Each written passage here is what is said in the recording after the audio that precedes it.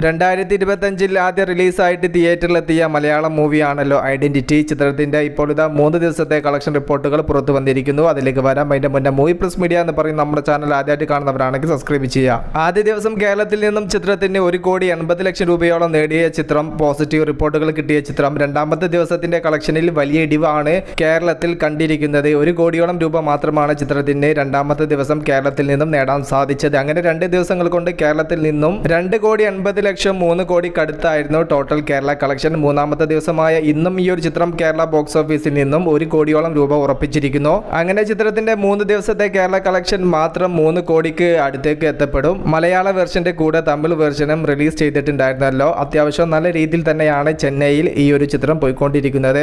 അവിടുത്തെ evening and night ഷോകളുടെ ബുക്കിങ്ങിന്റെ സ്ക്രീൻഷോട്ടാണ് നിങ്ങൾ ഇപ്പോൾ കണ്ടുകൊണ്ടിരിക്കുന്നത്.